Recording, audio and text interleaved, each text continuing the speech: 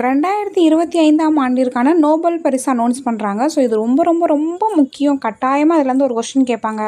First பார்த்திங்கன்னா மருத்துவத்துலேருந்து ஆரம்பிப்பாங்க. அதுக்கப்புறம் இயற்பியல், வேதியியல், பொருளியல் அப்படின்ட்டு லாஸ்ட்டாக வந்து அமைதிக்கான நோபல் பரிசில் முடிப்பாங்க. இது ரொம்ப முக்கியம். எல்லா எக்ஸாம்லேயும் எடுத்து பார்த்தீங்க அப்படின்னா இது சம்மந்தமாக ஒரு கொஸ்டின் இருக்கும். 2 விதமாக தான் இந்த கொஸ்டின் கேட்கலாம்.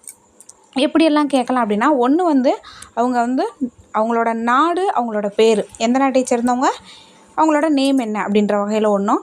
அடுத்தது இவங்களோட கண்டுபிடிப்பு என்ன. ஸோ இப்போ வந்து ரேர் தான் கண்டுபிடிப்பு கேட்குறது.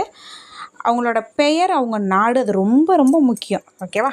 கண்டுபிடிப்பும் கேட்டுட்டு இருந்தாங்க. ஸோ பட் இப்போ கேட்குறதில்ல. ஸோ அடுத்து கேட்க வந்து ஆரம்பிக்கலாம். நம்ம 2யுமே வந்து பார்த்துக்கலாம். 3 பேருக்கு பகிர்ந்தளிச்சிருக்காங்க. ஸோ 2 நபர் பார்த்திங்க அப்படின்னா அமெரிக்காவை சேர்ந்தவங்க, 1 நபர் ஜப்பானை சேர்ந்தவர். ஓகேவா?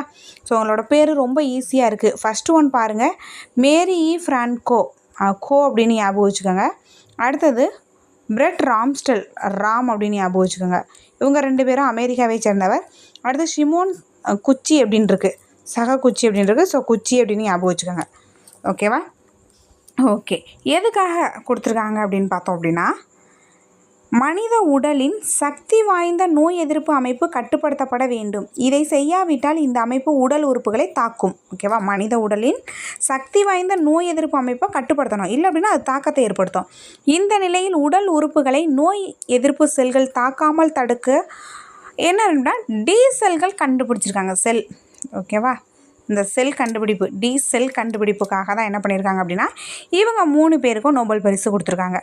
உடலில் உள்ள நோய் எதிர்ப்பு அமைப்பு எவ்வாறு செயல்படுகிறது, அந்த அமைப்பு உடலை காப்பதற்கு பகுதியாக ஆரோக்கியமான அந்த அமைப்பு உடலை காப்பதற்கு பதிலாக ஆரோக்கியமான உடல் உறுப்பு திசுகள் செல்களை தவறாக என்ன பண்ணோம் அப்படின்னா தாக்கினால் உண்டாகும் தீவிரத்தன்மை அனைத்தும் ஏன் ஏற்படுவதில்லை.